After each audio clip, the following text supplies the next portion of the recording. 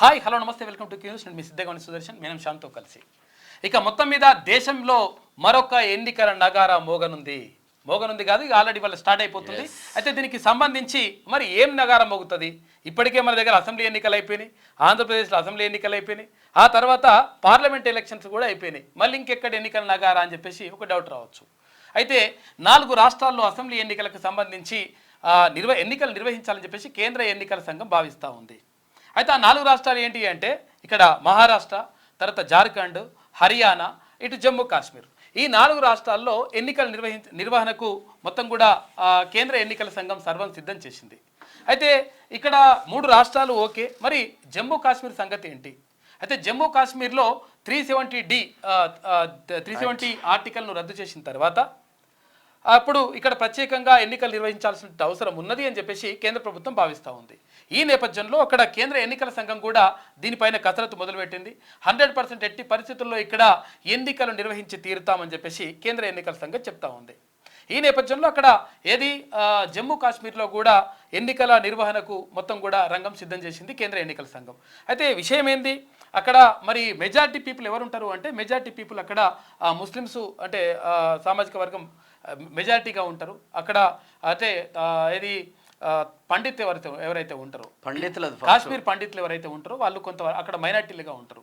అయితే ఉన్నటువంటి నేపథ్యంలో మరి పాకిస్తాన్కి తర్వాత ఇక్కడ భారత్కి మధ్య ఎప్పుడు జరిగినా కానీ అంటే ఇక్కడ జమ్మూ కాశ్మీర్కి సంబంధించి యుద్ధం జరుగుతూ ఉంటుంది. తర్వాత అక్కడ జమ్మూ కాశ్మీర్లో గతంలో అంటే కార్గిల్ యుద్ధం జరిగింది. కార్గిల్ యుద్ధం జరగడానికి పోరాటం జరగడానికి ఇదంతా కూడా కారణం ఏంటి అంటే ప్రధానంగా జమ్మూ కాశ్మీర్ అంశమే. జమ్మూ కాశ్మీర్ని ఎందుకు అట్లా అంటే టార్గెట్ చేస్తూ ఉంది పాకిస్తాన్ అంటే పాకిస్తాన్ ఏమంటుందంటే కొంతవరకు ఆ జమ్మూ కాశ్మీర్లోని ఆక్రమిత కాశ్మీర్ అనేటువంటి భాగాన్ని పాక్ ఆక్రమించింది. ఈ నేపథ్యంలో దాన్ని కూడా 100% భారతదేశంలో కలుపుతామని చెప్పేసి ప్రభుత్వం చెప్తా ఉంది. భారత ప్రభుత్వం చెప్తా ఉంది. అయితే అక్కడ పాకిస్తానీలకు అనుకూలంగా ఉంటారా జమ్మూ కాశ్మీర్ ప్రజలు, లేదంటే ఇండియాకు అనుకూలంగా ఉంటారనేది కూడా ఒక చర్చ. అయితే 100% ఇండియాకి అనుకూలంగా ఉంటారు. కాకపోతే ఏంటంటే మెజారిటీ పీపుల్ అక్కడ ముస్లింలు ఉంటారనేటువంటిది నిర్వివాదాంశం. అయితే 370 ఏంటిది, మరి ఆర్టికల్ ఏంటిది? 370 ఆర్టికల్ గురించి మాట్లాడుకోవాల్సిన అవసరం ఏముంది?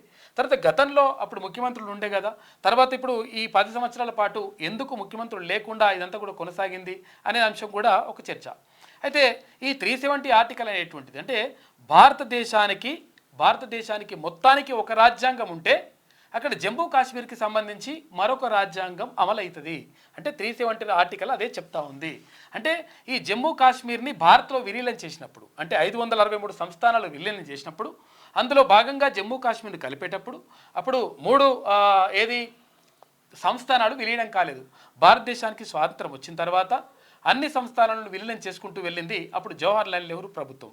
అప్పుడు ఎవరు ఈయన సర్దార్ వల్లభాయ్ పటేల్ ఇవంతా కూడా చేసిండు. ఈ చేసినటువంటి క్రమంలో 560 సంస్థానాలు మొత్తం కూడా భారత్లో అంతర్భాగంగా కలిసిపోయినాయి. ఆ సంస్థానాలను విలీనమైపోయినాయి. ఆ తర్వాత జూనాగఢ్, తర్వాత ఇక్కడ హైదరాబాద్ సంస్థానం, అటు జమ్మూ కాశ్మీర్. ఈ ముగ్గురు ఎవరైతే ఉన్నారో ఈ సామంత రాజులుగా పరిపాలిస్తున్నటువంటి వాళ్ళు ఎవరైతే ఉన్నారో ఇక్కడ హైదరాబాద్కు సంబంధించి నిజాము, అక్కడ జూనాగఢ్కి సంబంధించి రాజు, తర్వాత జమ్మూ కాశ్మీర్కి సంబంధించినటువంటి రాజు. వాళ్ళు ఏమైందంటే మేము ఎట్టి పరిస్థితుల్లో ఇవ్వము అని చెప్తే హైదరాబాద్కి సంబంధించి పోలీస్ చర్య ద్వారా హైదరాబాద్ సంస్థానాన్ని 1948 సెప్టెంబర్ 17వ తేదీన భారతదేశంలో విలీనం చేసుకున్నారు. అది అక్కడ జరిగిపోయింది. ఇక జమ్మూ కాశ్మీర్కి సంబంధించి అప్పుడు అక్కడ ఉన్నటువంటి సామంతరాజు ఎవరైతే ఉన్నారో ఆయన ఏమని ఆంక్షలు పెట్టిండంటే జమ్మూ కాశ్మీరు ప్రత్యేకమైనటువంటి ప్రతిపత్తి ఇవ్వండి, అట్లయితేనే మేము భారతదేశంలో కలవడానికి ఒప్పుకుంటాము అని చెప్పేసి ఒక ప్రతిపాదన పెట్టిండు. ఈ నేపథ్యంలో అప్పుడు భారతదేశం అంటే భారత ప్రధానిగా ఉన్నటువంటి జవహర్లాల్ నెహ్రూ దానికి ఓకే చెప్పిండు.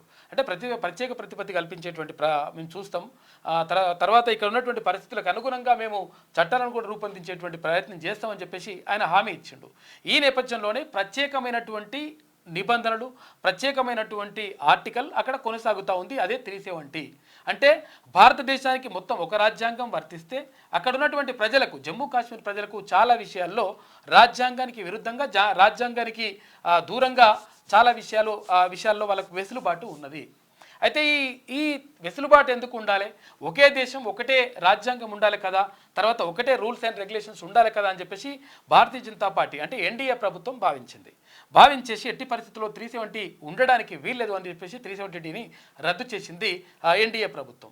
అయితే ఈ రద్దు చేసిన తర్వాత అక్కడ మొత్తం కూడా అల్లకల్లోలమైనటువంటి పరిస్థితులు నెలకొన్న తర్వాత ఏది ఏమైనప్పటికీ 100% మేము అణిచివేస్తామని చెప్పేసి అక్కడ మొత్తం కూడా టీవీలు, తర్వాత అక్కడ ఉన్నటువంటి నెట్వర్క్ అంతా కూడా కట్ చేసేసి మొత్తం ఒక అంటే సాధారణ పరిస్థితులకు తీసుకురావడానికి ప్రయత్నం చేసింది ఎన్డీఏ ప్రభుత్వం. చేసిన తర్వాత అంటే మోడీ ఆధ్వర్యంలో, తర్వాత ఇక్కడ అమిత్ షా, అటు రాజ్నాథ్ సింగ్ వీళ్ళందరి ఆధ్వర్యంలో అదంతా కూడా దిగ్విజయంగా కొనసాగించిన తర్వాత ఇప్పుడు సాధారణమైనటువంటి పరిస్థితులు నెలకొన్నాయి జమ్మూ కాశ్మీర్లో.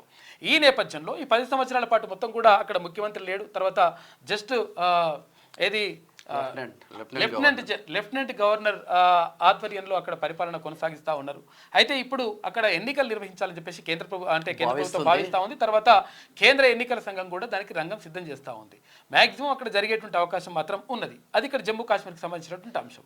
ఇక మరోవైపు హర్యానా తర్వాత ఇక్కడ మహారాష్ట్ర తర్వాత జార్ఖండ్, ఈ 3 రాష్ట్రాల్లో కూడా. అయితే హర్యానాలో ఈ నవంబర్ 3వ తేదీ అంటే ఇప్పుడు ఇది ఆగస్టు కదా, సెప్టెంబర్, అక్టోబర్, నవంబర్ 3వ తేదీన అక్కడ ప్రభుత్వం గడువు ముగుస్తుంది. నవంబర్ 30 అయితే ఆ తేదీ ముగుస్తుంది. తర్వాత ఇక్కడ మహారాష్ట్రకు సంబంధించి తర్వాత నవంబర్ 24వ తేదీన అక్కడ ముగుస్తూ ఉంది. తర్వాత ఇక్కడ జార్ఖండ్కి సంబంధించి అట్లే ఉంది. జార్ఖండ్లో శిబు సోరెన్ అంటే అక్కడ శిబు సోరెన్ కుమారుడు అంటే జార్ఖండ్ రాష్ట్రాన్ని ప్రత్యేక రాష్ట్రంగా ఏర్పాటైన తర్వాత అప్పుడు జార్ఖండ్, తర్వాత ఛత్తీస్గఢ్, తర్వాత 3 రాష్ట్రాలు ఏర్పడ్డాయి. ఏవి? జార్ఖండ్, ఛత్తీస్గఢ్, 3 రాష్ట్రాలు ఏర్పాటు చేసింది అప్పుడు ఎన్డీఏ ప్రభుత్వం. చేసిన తర్వాత అంటే ఈ పోరాటానికి మొత్తం కూడా సూత్రధారిగా ఉన్నటువంటి శిబు సోరెన్ మొత్తం కూడా జార్ఖండ్ అంటే ఇది జార్ఖండ్ ముక్తి మోర్చా పార్టీ పెట్టేసి అంటే ఇప్పుడు తెలంగాణ రాష్ట్ర సమితి ఎట్లయితే కేసీఆర్ పెట్టిండో అట్లా జార్ఖండ్ ముక్తి మోర్చా అంటే జార్ఖండ్ ముక్తి కల్పించాలి అని చెప్పేసి అక్కడ జార్ఖండ్ ముక్తి మోర్చా అనేటువంటి పార్టీని పెట్టి అక్కడ మధ్యప్రదేశ్ నుంచి జార్ఖండ్ను విభజించడం జరిగిన తర్వాత అప్పుడు ఎవరు శిబు సోరెన్ అక్కడ ముఖ్యమంత్రిగా కొనసాగిండు. ఆ తర్వాత అక్కడ ఉన్నటువంటి ఎవరైతే విద్యార్థి నాయకులు ఉంటారో విద్యార్థి నాయకులు లీడర్లుగా ఎదిగి వాళ్ళే అసెంబ్లీలోకి వెళ్ళి అప్పుడు ఒక కొత్త రకమైనటువంటి సాంప్రదాయానికి తెరదీసిండ్రు. అయితే ఆ తర్వాత కాలంలో ఇప్పుడు శిబు సోరెన్ కుమారుడైనటువంటి హేమంత్ సోరెన్ ముఖ్యమంత్రిగా ఉన్నాడు. అయితే ముఖ్యమంత్రిగా ఉన్నటువంటి నేపథ్యంలో ఆయన మీద రకరకాలుగా ఆరోపణలు చేసి కేంద్ర ప్రభుత్వం అంటే కొన్ని కేసులు పెట్టింది అనేటువంటి ఆరోపణలు. మొన్నటి వరకు జైల్లో ఉన్నాడు, రీసెంట్లీ లొంగుతావా లేకపోతే కేసులు పెట్టాలా అనేటువంటి ధోరణి కేంద్ర ప్రభుత్వం అవలంబిస్తూ ఉంది. ఎన్డీఏ ప్రభుత్వం ఇవన్నీ కూడా చేస్తూ ఉంది అనేటువంటి ఆరోపణలు ఉన్నాయి. అయితే ఈ నేపథ్యంలో అయితే మొన్నటిదాకా శిబు సోరెన్ కుమారుడైనటువంటి హేమంత్ సోరెన్ అంటే మొన్నటి వరకు ముఖ్యమంత్రిగా ఉన్నటువంటి హేమంత్ సోరెన్ను జైల్లో పెట్టిన తర్వాత ఇంకొక వ్యక్తిని తీసుకొచ్చేసి అక్కడ ముఖ్యమంత్రిగా కొనసాగిండు. ఆ తర్వాత మళ్ళీ ఇప్పుడు శిబు సోరెన్ కుమారుడైనటువంటి హేమంత్ సోరెన్ జైలు నుంచి బయటకు రాగానే మళ్ళీ ముఖ్యమంత్రిగా బాధ్యతలు చేపట్టిండు. అయితే అక్కడ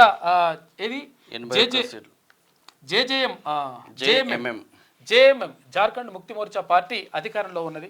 అయితే తర్వాత ఇక్కడ మహారాష్ట్రకు సంబంధించి తర్వాత హర్యానాకి సంబంధించి మహారాష్ట్రలో గతంలో ఎవరైతే శివసేన ప్లస్ ఎన్సిపి కాంగ్రెస్ ఆధ్వర్యంలో ఉమ్మడిగా కూటమి ఉండే మహాగఠబంధన్ అని చెప్పేసి అక్కడ అయితే మహాకూటమి అని చెప్తాం కదా, మహాగఠబంధన్ అనేటువంటి ఒక కూటమిని ఏర్పాటు చేసేసి అయితే అప్పుడు కాంగ్రెస్ పార్టీ తర్వాత ఎన్సిపి తర్వాత ఇక్కడ నేషనల్ కాంగ్రెస్ పార్టీ తర్వాత ఐఎన్సి ఎన్సిపి తర్వాత కాంగ్రెస్ పార్టీ ఇటు శివసేన ఈ 3 పార్టీలు కలిసి గతంలో ప్రభుత్వాన్ని ఏర్పాటు చేసిన తర్వాత అక్కడ ఉద్ధవ్ ఠాక్రే ముఖ్యమంత్రిగా కొనసాగిండు. అయితే ఉద్ధవ్ ఠాక్రే ముఖ్యమంత్రిగా కొనసాగుతున్నటువంటి నేపథ్యంలో ఇక్కడ ఎవరైతే ఉద్ధవ్ ఠాక్రేకి సంబంధించినటువంటి పార్టీ అంటే ఈ పార్టీని కూడా ఎవరు స్థాపించినట్టే ఉద్ధవ్ ఠాక్రే వాళ్ళ తండ్రి బాల్ ఠాక్రే స్థాపించిండు. బాల్ ఠాక్రే స్థాపించినటువంటి శివసేన పార్టీలో చీలికని తీసుకొచ్చేసిండు ఎవరు ఏక్నాథ్ షిండే ఒక నాయకత్వం వహించేసి అక్కడ భారతీయ జనతా పార్టీ తోటి కలిసి ఆ తర్వాత ఇక్కడ ఉద్ధవ్ ఠాక్రే ప్రభుత్వాన్ని కూలగొట్టేసిండు.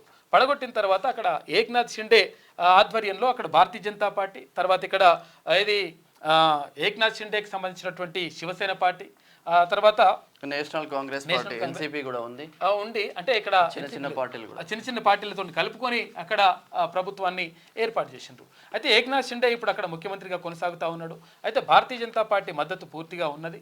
అయితే ఈ నేపథ్యంలో అక్కడ మహారాష్ట్రలో మరి పరిస్థితులు ఎట్లా ఉంటాయి, తర్వాత అక్కడ ఉన్నటువంటి పరిస్థితులకు అనుగుణంగా అంటే కేంద్ర ప్రభుత్వం అందుకని ఇప్పుడు కొన్ని విషయాల్లో తగ్గుతూ వస్తూ ఉంది.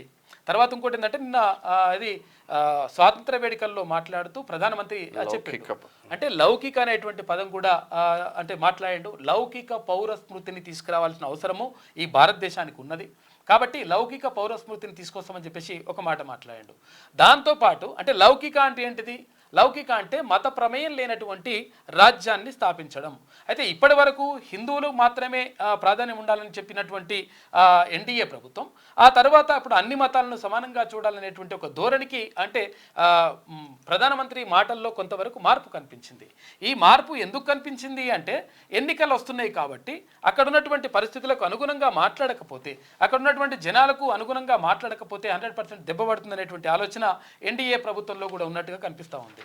ఈ నేపథ్యంలో ఇక్కడ లౌకిక అనేటువంటి పదాన్ని తీసుకొచ్చేసిండ్రు. తర్వాత ఇంకొకటి ఏంటంటే అయితే ఎప్పుడైనా కానీ అంటే మళ్ళీ ఇంకొకటి ఏంటంటే గతంలో చెప్పింది అంటే ఎన్డీఏ ప్రభుత్వం చెప్పింది ఏది ఇక్కడ ఎప్పుడు అంటే ఏంది వన్ నేషన్ వన్ ఎలక్షన్ అని చెప్పేసి ఒకటి తీసుకొచ్చిన తర్వాత దానికి మాజీ రాష్ట్రపతి అయినటువంటి ఆయన ఎవరు మాజీ రాష్ట్రపతిని దానికి అధ్యక్షునిగా చైర్మన్గా పెట్టేసి అయితే ఆ కమిటీ రామ్నాథ్ కోవింద్ని కమిటీ అధ్యక్షునిగా పెట్టేసి చైర్మన్గా పెట్టేసి ఆ కమిటీ నివేదిక ఇస్తూ ఉంది.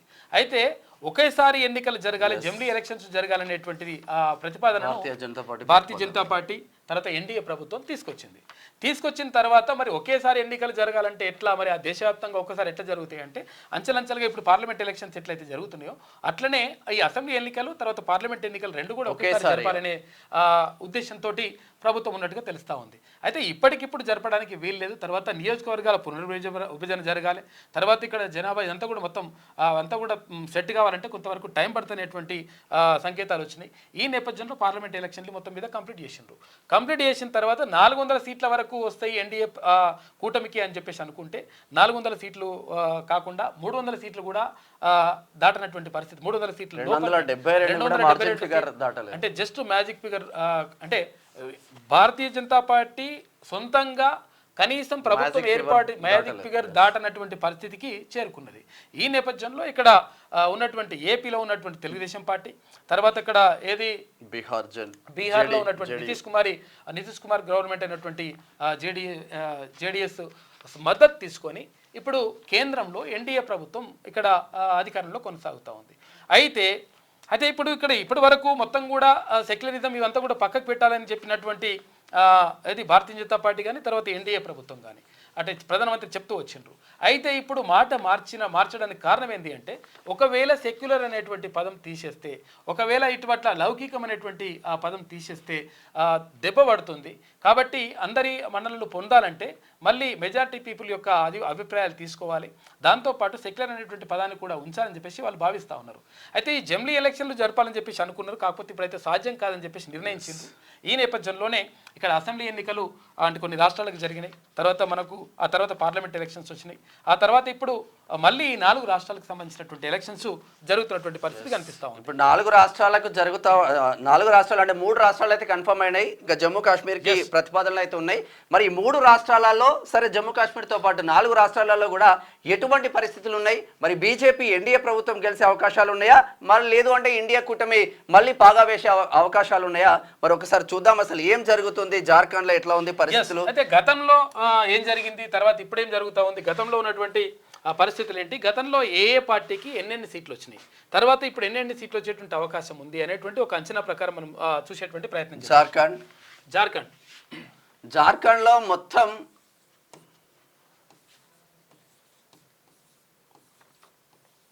81 సీట్లు ప్రెసెంట్ 81 అసెంబ్లీ స్థానాలు ఉన్నాయి. దీంట్లో లాస్ట్ ఇయర్ అంటే 2019 ఎలక్షన్స్ ప్రకారం ఇక్కడ మనం చెక్ చేసుకుంటే 2019లో జేఎంఎం 30 సీట్లు, జేఎంఎం ఇప్పుడు అధికారంలో ఉన్నటువంటి పార్టీ 30 సీట్లు గెలుచుకుంది. జార్ఖండ్ ముక్తి మోర్చా పార్టీ 30 సీట్లు, బీజేపీ 25, బీజేపీ 25 సీట్లు, INC Congress 16, Congress party INC అంటే ఇండియన్ నేషనల్ కాంగ్రెస్ 16 సీట్లు, అదర్స్ 10. ఆదర్శ్ 10. ఇది అసెంబ్లీ సిచ్యువేషను. సరే ఇదే అసెంబ్లీ ఇది ఇట్లా ఉంటే మొన్న జరిగిన ఎంపీ ఎలక్షన్ల పరిస్థితులు ఎట్లా ఉన్నాయో ఒక్కసారి, అది ఎమ్మెల్యే ఇక్కడ ఎంపీ రాస్తాను నేను, అసెంబ్లీ అది అసెంబ్లీ. ఎంపీ అయితే నార్మల్గా ఇదే జేఎంఎం పార్టీకి సంబంధించింది ముగ్గురు గెలిచిండ్రు. ముగ్గురు గెలిచిండ్రు. కాంగ్రెస్కు సంబంధించింది 2 గెలిచిండ్రు. 2024 బీజేపీ 8 సీట్లు గెలిచింది ఇక్కడ. ఎస్, ఇక్కడ ఏజే ఒక చిన్న పార్టీ ఏజేఎస్యు 1 సీటు గెలిచింది. అయితే ఇక్కడ మొత్తం పూర్తి విరుద్ధంగా కనిపిస్తా ఉంది పరిస్థితి అంతా. ఇంకా అసలు యాక్చువల్గా జేఎంఎం 30 స్థానాలు ఉంటే అసలు యాక్చువల్గా ఎక్కువ రావాలి ఇక్కడ, అంటే ఎంపీ స్థానాలు ఉండాలి. కానీ అంటే ఎన్డీఏ కూటమి 5 గెలిస్తే ఇండియా కూటమి 5 గెలిస్తే ఎన్డీఏ కూటమి 9 సీట్లు గెలిచింది ఇక్కడ. అయితే ఇక్కడ విషయం ఏంటంటే అసలు యాక్చువల్గా ఇప్పుడు మన దగ్గర కూడా అంటే ఇప్పుడు తెలంగాణ పార్టీలో కూడా చూసుకున్నట్లయితే అయితే ఇప్పుడు కాంగ్రెస్ పార్టీ అధికారంలో ఉన్నప్పటికీ భారతీయ జనతా పార్టీకి కేవలం 8 స్థానాలు, అంటే 119 అసెంబ్లీ స్థానాల్లో 8 మాత్రమే అసెంబ్లీ స్థానాల్లో భారతీయ జనతా పార్టీ ఇక్కడ విజయం సాధించింది. అయితే మరి ఈ దామాషా చూసుకున్నప్పుడు మరి ఎంత రావాలనుకుంటే ఒక 2 వస్తే ఎక్కువ అసలు యాక్చువల్గా. కానీ పరిస్థితి ఏంటి అంటే 1, 2 లేదంటే 2 రావాలి. అయితే పరిస్థితి ఏంటి అంటే 17 పార్లమెంటు స్థానాలు ఉంటే తెలంగాణలో 8 బీజేపీ, 8 కాంగ్రెస్, తర్వాత 1 ఎంఐఎంకి వచ్చినాయి. అంటే సగానికి సగం వచ్చినాయి. అంటే ఇక్కడ ఏం ఆలోచిస్తుంటారంటే ఓటరు ఎట్లా ఆలోచిస్తున్నారంటే అసెంబ్లీ ఎన్నికలు వేరు, తర్వాత అక్కడ పార్లమెంట్ ఎన్నికలు వేరు. పార్లమెంట్ ఎన్నికల ద్వారా అక్కడ దేశంలో ప్రధానమంత్రి నిర్ణయించబడతాడు. అసెంబ్లీ ఎన్నికల ద్వారా ఇక్కడ రాష్ట్రానికి ముఖ్యమంత్రి నిర్ణయించబడతాడు. అయితే రాష్ట్రంలో ఏ ప్రభుత్వంకి రావాలనేది అసెంబ్లీ ఎన్నికలు నిర్ణయిస్తాయి. కాబట్టి ఇక్కడ వీళ్ళకి అనుకూలమైనటువంటి పార్టీకి, అనుకూలమైనటువంటి ప్రభుత్వానికి, అనుకూలమైనటువంటి మనిషికి ఓట్లేస్తున్నారు. తర్వాత ఇక్కడ ఏ ప్రభుత్వం కేంద్రంలో అధికారంలో ఉంటే బాగుంటుంది అనుకున్నప్పుడు అక్కడ భారతీయ జనతా పార్టీ రావాలా, కాంగ్రెస్ పార్టీ రావాలా, వాళ్ళ మిత్రపక్షాలు రావాలనేటువంటి విషయం పైన అప్పుడు అక్కడ కేంద్రంలో ఒక రకమైనటువంటి ధోరణి అవలంబిస్తా ఉన్నాడు ఓటరు. ఇక్కడ ఒక కీ రోల్ అన్న, ఇప్పుడు జార్ఖండ్ విషయానికి వస్తే ఏకంగా సీఎం ని అరెస్ట్ చేసి జైల్లో పెట్టిన పరిస్థితులు ఉన్నాయి. ఇక్కడ ఈ ఇంపాక్ట్, హేమంత్ సోరెన్ ఇంపాక్ట్ ఏదైతే ఉంటుందో ఇది జార్ఖండ్ లో స్పష్టంగా కనిపించే అవకాశాలు కూడా కనిపిస్తా ఉన్నాయి. సో ఈ నేపథ్యంలో అయితే ఎప్పుడైనా కానీ జైల్లో ఎవరైతే పెడతారో, ఇప్పుడు చంద్రబాబుని జైల్లో పెట్టిండ్రు, జేపీలో జైల్లో పెడితే జగన్ ని అంతకుముందు జైల్లో పెడితే జగన్ సీఎం అయ్యాడు, రేవంత్ రెడ్డి తెలంగాణలో జైల్లో పెడితే ఆయన సీఎం అయ్యాడు. ఇప్పుడు హేమంత్ సోరెన్ ఎవరైతే ఉన్నారో ఈ హేమంత్ సోరెన్ ముఖ్యమంత్రిని కూడా జైల్లో పెట్టినరు. అయితే ఇప్పుడు కొంతవరకు సానుభూతి వస్తనేటువంటి మాట మాత్రం కనిపిస్తా ఉంది. చూడాలి మరి ఏం జరుగుతుందో. ఇక్కడ కొంచెం అంటే ప్లస్ అయ్యే అవకాశాలు ఉన్నాయి. మరి బీజేపీ 25 సీట్లు లాస్ట్ టైం గెలిచింది, జేఎంఎం 30 సీట్లు గెలిచింది. ఇక్కడ కాంగ్రెస్ కొంచెం పుంజుకునే అవకాశాలు కూడా కనిపిస్తా ఉన్నాయి. ఎందుకంటే రాహుల్ గాంధీ పాదయాత్ర, జోడో పాదయాత్ర కావచ్చు, అంతే చాలా ప్రభావం చూపింది. రాహుల్ గాంధీ జోడో పాదయాత్ర ఏదైతే ఉందో, అయితే ఇక్కడ కన్యాకుమారి నుంచి కాశ్మీర్ వరకు చేసినటువంటి పాదయాత్ర చాలా ప్రభావం చూపింది.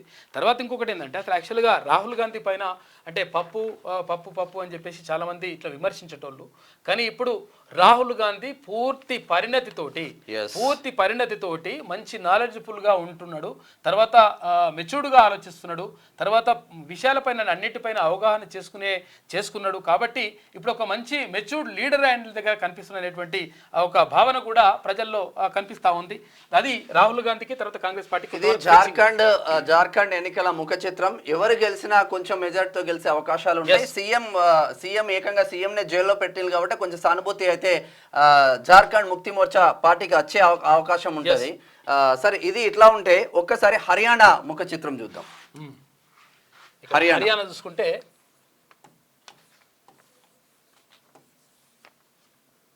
హర్యానా మొత్తం సీట్స్ 90.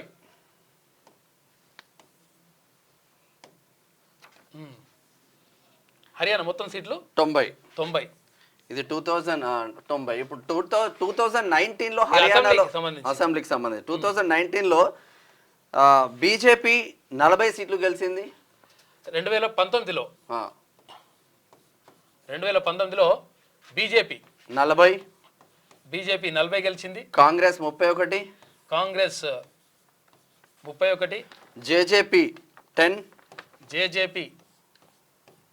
10 గెలిచింది. ఇక అదర్స్ 9. అంటే ఇతరులు అదర్స్ 9 సీట్లు గెలుచుకున్నారు. 9 అంటే అయితే ఇక్కడ కాంగ్రెస్ బీజేపీ పోటాపోటీగా సాధించింది. సరే బీజేపీ గవర్నమెంట్ ఏర్పాటు చేసుకున్నప్పటికీ కూడా పోటాపోటీకి మాత్రం ఇచ్చిన పరిస్థితి మాత్రం ఉంది పెద్దగా. ఎందుకంటే ఇప్పుడు ఈ జేజేపీ ఇది అసెంబ్లీ ముఖ చిత్రం. అయితే మొన్న జరిగిన ఎంపీ ఎలక్షన్ లో మాత్రం 2024లో ఇక్కడ బీజేపీకి 10 సీట్లు ఉంటాయి. మొత్తం బీజేపీకి 5 సీట్లు వస్తాయి, కాంగ్రెస్ కి 5 సీట్లు వచ్చినాయి. ఎస్, అంటే బరాబర్ వచ్చినాయి. ఇక్కడైనా కానీ ఇప్పుడు అసెంబ్లీ ఎన్నికలలో అయినా కానీ అంటే కొంతవరకు 10 సీట్లు ఇక్కడ తేడా ఉంది. కాకపోతే అంటే ఇవి కూడా ఉంటాయి కదా, ఇవి కలుపుకుంటే మొత్తం ఆడికాడుకున్న లెక్క. దీంతో ఇప్పుడు ఇక్కడ బీజేపీకి 5, తర్వాత కాంగ్రెస్ కి 5 వచ్చినాయి. ఇక్కడ ఏది పార్లమెంట్ ఎలక్షన్ ఇండిపెండెంట్లు ఎక్కువ గెలిచిన రాష్ట్రాలలో హర్యానా ఒకటి. ఇండిపెండెంట్ లో 7 సీట్లు గెలిచింది ఇండిపెండెంట్. ఇండిపెండెంట్ లేదు, అదర్స్ అంటే ఇంకొక పార్టీకి చిన్న చిన్న పార్టీలు ఒక్కొక్కటి ఉన్నట్టుంది. అయితే ఇక్కడ ఇండిపెండెంట్లు ఎక్కువ గెలిచారు. తర్వాత ఇంకొకటి హర్యానాకి సంబంధించి ఇంకొక విషయం ఏంటంటే హర్యానా గవర్నర్ గా ఇప్పుడు ఎవరు మన బండారు దత్తాత్రేయనే, ఎవరు భారతీయ జనతా పార్టీ నాయకుడు బండారు దత్తాత్రేయనే కొనసాగుతా ఉన్నాడు, మాజీ కేంద్ర మంత్రి. తర్వాత ఇంకొకటి ఏంటంటే హర్యానాకి సంబంధించి ఇంకొక విషయం చెప్పుకోవాలి. ఏది భారతదేశంలో త్రిభాషా విధానం కొనసాగాలని చెప్పేసి అక్కడ ఏది జాతీయ విద్యా విధానం చెప్పింది. గతంలో ఉన్నటువంటి జాతీయ విధానం 1980 జాతీయ విద్యా విధానం ప్రకారం ఇక్కడ 3 త్రిభాషా విధానం కొనసాగాలని చెప్పింది. ఈ నేపథ్యంలో అంటే పాఠశాలల విద్యా సంబంధించి అయితే ఈ నేపథ్యంలో మన దగ్గర అది ప్రథమ భాషగా తెలుగు, ఆ తర్వాత తనమంటారు ద్వితీయ భాషగా తర్వాత ఇంగ్లీషు, తర్వాత అది తృతీయ భాషగా హిందీ, లేకపోతే ద్వితీయ భాషగా హిందీ, లేకపోతే తృతీయ భాషగా ఇంగ్లీష్.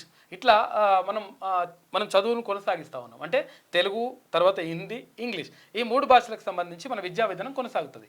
అయితే అక్కడ హర్యానాకి సంబంధించి అంటే ఉత్తరాది రాష్ట్రాల్లో ఎక్కడ కూడా ఈ త్రిభాషా విధానాన్ని వాళ్ళు పాటించట్లేదు. వాళ్ళు ఏం చేస్తున్నారు, హిందీ వాళ్ళ ఆటోమేటిక్ వాళ్ళ లాంగ్వేజ్ ఉంటుంది, హిందీ లాంగ్వేజ్ ఉన్న తర్వాత వాళ్ళు ఇంగ్లీష్ మాత్రమే నేర్చుకుంటున్నారు. కానీ హర్యానా ప్రభుత్వం మాత్రం అక్కడ 2వ భాషగా ద్వితీయ భాషగా తెలుగును అక్కడ అమలు చేసినటువంటి రాష్ట్రం ఏదైతే ఉంది అంటే అది హర్యానా రాష్ట్రం. హర్యానాలో తెలుగు మాట్లాడే వాళ్ళు కూడా కొంతమంది ఉంటారు అక్కడ.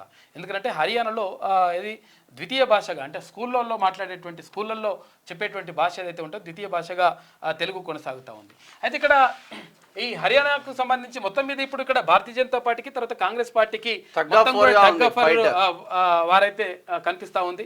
మరి చూడాలి ఏం జరుగుతుంది ఈసారి, అంటే ఎలాంటి ప్రభావాలు పనిచేస్తాయి. ఇప్పుడు ఇక్కడ ఏది ప్రతిపక్ష నేత అయినటువంటి రాహుల్ గాంధీ కూడా గట్టిగానే ఉన్నాడు. ఇటు దేశంలో కులగణన కూడా చేస్తా అంటున్నారు. ఈ ఇంపాక్ట్ ఏమైనా పడే అవకాశాలు ఉన్నాయి ఈ 4 రాష్ట్రాలలో చూడాల్సిన అవసరం ఉంటుంది. ఇక మహారాష్ట్ర విషయానికి వస్తే 200 మహారాష్ట్రలో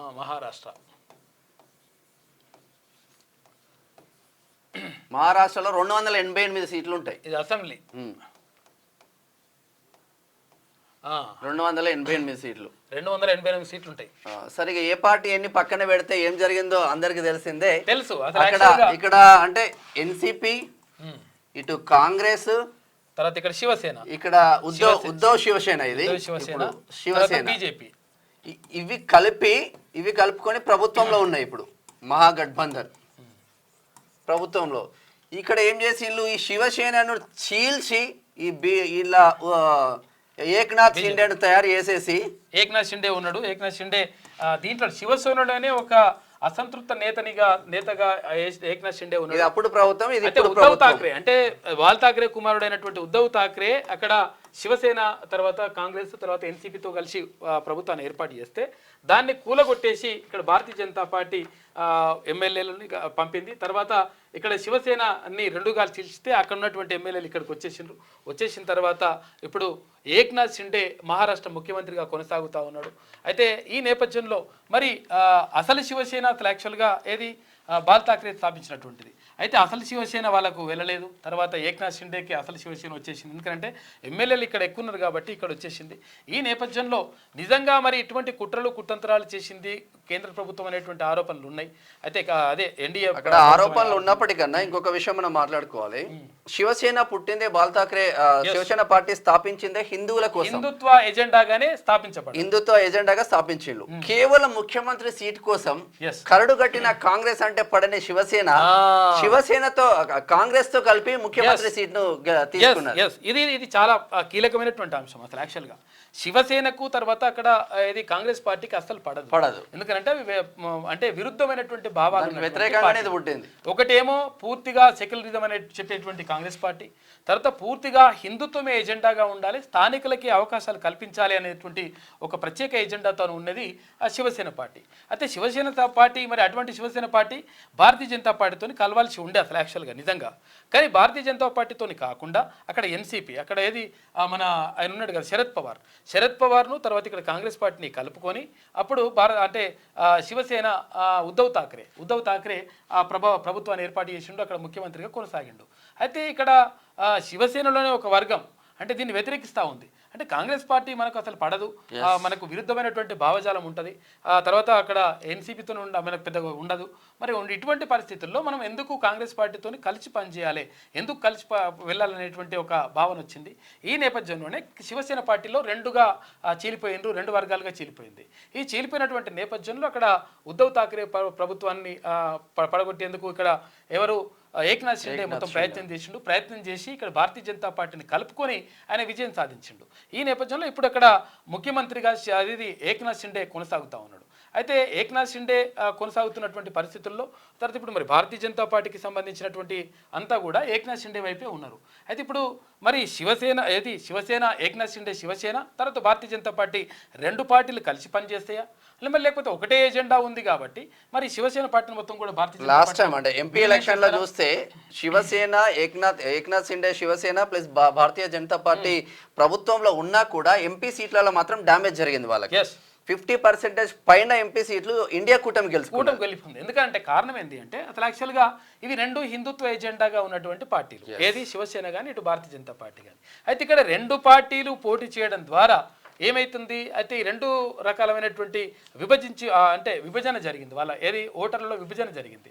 దీంతో ఇక్కడ ఈ వీళ్ళకి రావాల్సినటువంటి ఓట్లు అంటే హిందుత్వ ఎజెండాగా రావాల్సినటువంటి భారతీయ జనతా పార్టీకి రావాల్సిన ఓట్లు, లేదంటే శివసేన పార్టీకి రావాల్సినటువంటి ఓట్లు అక్కడ రాకుండా అప్పుడు చీలిక రావడంతో అక్కడ ఇండియా కూటమికి ఫెచ్చింగ్ అయిపోయింది. దాంతో ఇండియా కూటమికి ఎక్కువ సీట్లు రావడం జరిగింది.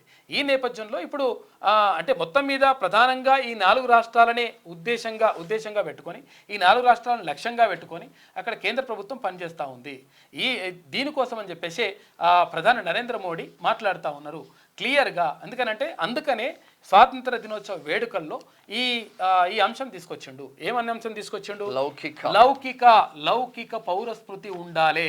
ఇప్పటి వరకు అంత అన్యాయం జరిగింది కాబట్టి లౌకిక అనేటువంటి పదాన్ని తీసుకొచ్చిండు. అసలు యాక్చువల్గా లౌకిక అనేటువంటి పదానికి కొంతవరకు విరుద్ధంగా కొంతవరకు దూరంగా ఉన్నటువంటి బీజేపీ కానీ తర్వాత ఇప్పుడు ఎన్డీఏ కూటమి కానీ ఇప్పుడు లౌకిక అనేటువంటి పదాన్ని తమలో తీర్చుకోవడానికి వాళ్ళు ప్రయత్నం చేస్తూ ఉన్నారు. ఇక మరోవైపు ఇక్కడ జమిలీ ఎలక్షన్స్ అయితే 30% జరిగేటువంటి పరిస్థితి లేదు ఇప్పట్లో. అయితే ఈ నేపథ్యంలో ఇప్పుడు ఎలక్షన్స్ జరుగుతూ ఉన్నాయి కాబట్టి ఈ ధరల పెంపు కానీ ఇవన్నీ కూడా నిర్ణయాలన్నీ కూడా వెనక్కి తీసుకుంటా ఉన్నారు. తర్వాత ఇంకొక విషయం మనం మాట్లాడుకోవాలి, జమ్మూ కాశ్మీర్ అంటే మాట్లాడుకుందాం. ఇది జమ్మూ కాశ్మీర్ అయిపోయింది ఆల్రెడీ. ఓకే, జమ్మూ కాశ్మీర్ ఇంకా ఫైనల్ అవ్వలేదు ఇంకా. ఈ తర్వాత జార్ఖండ్కి సంబంధించి ఇట్లా ఉంటే తర్వాత మహారాష్ట్రకి ఇట్లా ఉన్నది, హర్యానాకి సంబంధించి ఇట్లా ఉన్నది, ఇది ఉంది. అయితే అసలు యాక్చువల్గా జమిలీ ఎలక్షన్లు జరగాలన్నా వద్దా? జమిలీ ఎలక్షన్లు జరగడం వల్ల అంటే అసెంబ్లీ ఎన్నికలు తర్వాత ఇక్కడ పార్లమెంట్ ఎన్నికలు అన్ని ఎలక్షన్స్ ఒకటేసారి జరిగితే ఎవరికి ప్లస్ అవుతుంది ఎవరికి మైనస్ అవుతుంది అనేది ఒక చర్చ. అయితే భారతీయ జనతా పార్టీకి ప్లస్ అవుతుంది అని చెప్పేసి భారతీయ జనతా పార్టీ భావించింది, అంటే ఇండియా కూటమి భావించింది. కాకపోతే అవి మరి ఫెచ్చింగ్ అవుతా లేదా తర్వాత చూస్తే విషయం ఏంటంటే ఇది కొంతవరకు జమిలీ ఎలక్షన్లు జరగడం ద్వారా ప్రజలకు ఏమంటున్నారంటే వాళ్ళు ఏం చెప్తున్నారంటే ఒకటేసారి ఎన్నికలు పెట్టడం ద్వారా ఎన్నికల ఖర్చు తగ్గుతుంది అనేటువంటిది ఎన్డీఏ కూటమి చేస్తున్నటువంటి వాదన. అయితే విషయం ఏంటంటే జమిలీ ఎలక్షన్ పెట్టడం వల్ల ప్రజలకు కొంతవరకు నష్టం జరుగుతున్నటువంటిది మన విశ్లేషణ కూడా చెప్పుకోవచ్చు. ఎందుకు నష్టం జరుగుతుంది? మోనార్క్ లాగా వెళ్ళిపోతారు. ఏమైతుంది ఒక్కసారిగా అధికారంలోకి వచ్చిందంటే ఎవరు అసెంబ్లీ వాళ్ళ చేతుల్లోనే ఉంటది, తర్వాత ఇక్కడ పార్లమెంట్ వాళ్ళ చేతుల్లోనే ఉంటది. 5 సంవత్సరాల పాటు ఏకఛత్రాధిపత్యంగా కొనసాగేటువంటి ఆస్కారం ఉంటుంది. దీనివల్ల ఇష్టం వచ్చినట్టుగా నిర్ణయాలు తీసుకునేటువంటి ప్రమాదం ఉంటుంది. కాబట్టి ప్రజలకు మంచి జరగాలంటే అప్పుడప్పుడు అట్లా ఎలక్షన్స్ ఉంటేనే ఆ ఎలక్షన్ను దృష్టిలో పెట్టుకొని ప్రభుత్వాలు ఒళ్ళు దగ్గర పెట్టుకొని పనిచేస్తాయి. దాని ద్వారా ప్రజలకు మంచి జరుగుతుంది. కాబట్టి అప్పుడప్పుడు అట్లా ఎలక్షన్స్ ఉంటేనే బాగుంటుంది అనేటువంటిది విశ్లేషకులు చెప్తున్నటువంటి మాట. కాబట్టి మరి ఎప్పుడు ఏం జరుగుతుంది, తర్వాత జనరల్ ఎలక్షన్ జరుగుతాయా జరగదా, తర్వాత ఆ విషయం ఆలోచిస్తే మొత్తం మీద ఇప్పుడు ఈ 4 రాష్ట్రాల ఎన్నికలకు సంబంధించి మాత్రం 3 రాష్ట్రాల్లో క్లియర్గా ఉంది వ్యవస్థ అంతా కూడా. ఏది జార్ఖండ్ కానీ, తర్వాత హర్యానా కానీ, మహారాష్ట్ర కానీ 3 రాష్ట్రాలకు క్లియర్ ఉంది. తర్వాత ఇక్కడ జమ్మూ కాశ్మీర్కి సంబంధించి కూడా 100% మేము ఎన్నికలు నిర్వహించి తీర్తామని చెప్పేసి కేంద్ర ఎన్నికల సంఘం చెప్తా ఉంది. మరి చూడాలి అంటే ఈ 4 రాష్ట్రాల్లో జరిగిన తర్వాత ఎవరికి ఎలాంటి ఫలితాలు వస్తాయి. ఇప్పటి వరకు అయితే పోటాపోటీగా అంటే పోటాపోటీగానే ఉంది. అన్ని రాష్ట్రాలు కూడా పోటాపోటీగానే ఉంది. 50-50 ఛాన్సెస్ ఉంది. ఇప్పుడు జార్ఖండ్ లో చూస్తే లోకల్ పార్టీ జేఎం జార్ఖండ్ ముక్తి మోర్చా స్ట్రాంగ్ గా ఉంది. సో ఇక మిగతా రాష్ట్రాలలో బీజేపీ వర్సెస్ కాంగ్రెస్ చాలా టఫ్ ఫైట్ ఇస్తా ఉన్నారు. మరి కులగణన ప్లస్ అయ్యే అవకాశాలు ఉన్నాయా చూడాల్సిన అవసరం. కులగణన ప్రత్యేకంగా ఇప్పుడు అంటే అసలు యాక్చువల్గా ప్రధానమంత్రి నరేంద్ర మోడీ ఏది ఈ అంశాన్ని తీసుకొస్తే ఏది లౌకిక అనేటువంటి పదాన్ని, సెక్యులరిజం అనేటువంటి పదాన్ని తీసుకొస్తే ఇప్పుడు కులగణన అనేటువంటి అంశాన్ని ప్రధానంగా ఎజెండాగా పెట్టుకొని అన్ని రాష్ట్రాల్లో కులగణన చేయాలి, వాటిని ఆధారంగా జనాభా దామాష ప్రకారం వాళ్లకు రిజర్వేషన్లు అమలు చేయాలనేటువంటి డిమాండ్ తోటి కాంగ్రెస్ పార్టీ ముందుకెళ్తా ఉంది. రాహుల్ గాంధీ ఈ విషయాన్ని రాహుల్ గాంధీ కానీ అక్కడ ఏఐసిసి చైర్మన్ మల్లికార్జున ఖర్గే కానీ పదే ఈ అంశాలని ప్రస్తావిస్తూ ఉన్నారు. కాబట్టి కులగణన అంశం అనేటువంటి అంశం కూడా ఎలాంటి ప్రభావం చూపుతుంది, నిజంగా బీసీలకు న్యాయం జరుగుతుంది. ఓబీసీలకు సంబంధించి దేశవ్యాప్తంగా ఉన్నటువంటి ఓబీసీలకు సంబంధించి ఎక్కువ మెజారిటీ ఉన్నటువంటి ఓబీసీలకు న్యాయం జరిగితే, ఓబీసీలకు ఎక్కువ ప్రాధాన్యం వస్తే వాళ్ళు ఓట్లు మరి ఇక్కడ ఇండియా కూటమి వైపు వేస్తారా లేదంటే ఎన్డీఏ కూటమి వైపు వేస్తారా, తర్వాత ఈ అంశాలు కూడా ప్రధానంగా ఈ ప్రభావం చూపేటువంటి అవకాశం మాత్రం కనిపిస్తూ ఉంది. ఇది ఈ 4 రాష్ట్రాల్లో ఉన్నటువంటి పరిస్థితి. ఈ 4 రాష్ట్రాల ఎన్నికలకు సంబంధించి ఇక కేంద్ర ఎన్నికల సంఘం మొత్తం కూడా క్లియర్ కట్ గా డేట్లు బీట్లు అనేది కేంద్రంలో ఉన్న బీజేపీ ప్రభుత్వం ఈజీగా గెలిచే అవకాశాలు లేదు, ఎక్కడ కూడా లేదు. అట్లా అని కాంగ్రెస్ కూడా రాకుండా పోయేటువంటి పరిస్థితి లేదు. మరి ఇక్కడ జార్ఖండ్ లో అయితే క్లియర్ పిక్చర్ గా వాళ్ళకే ఎడ్జ్ ఉన్నట్టు వస్తా ఉన్నది. సరే చూద్దాం. సంక్లిష్టమైనటువంటి పరిస్థితి మాత్రం కొనసాగుతా ఉంది. ఎవరు ఏంది అనేటువంటి ఎవరు గెలుస్తారు, ఎవరు ఓడిపోతారు, ఏ కూటమికి ఎక్కువ వస్తాయి, ఏ కూటమికి తక్కువ వస్తాయి, ఎవరు ప్రభుత్వం ఏర్పాటు చేస్తారు, ఎవరు చేయాలనే దానిపైన ఉత్కంఠ మాత్రం నెలకొని ఉంది. ఇది ఇవాటి 4 రాష్ట్రాలకు సంబంధించినటువంటి ఎన్నికలకు సంబంధించినటువంటి సమాచారం. తర్వాత చూస్తూనే ఉండండి ఇలాంటి విశ్లేషణలు రోజు ఒక అంశం పైన ప్రత్యేకంగా మనం చర్చించుకుందాం. తర్వాత ఆయా అంశాలకు సంబంధించినటువంటి చుట్టూరా ఉన్నటువంటి ఏదైతే విషయాలు ఉంటాయో వాటన్నింటినీ చర్చించుకొని విశ్లేషించేటువంటి ప్రయత్నం చేద్దాం. ఇది ఇవాటి ప్రత్యేక బులెటిన్.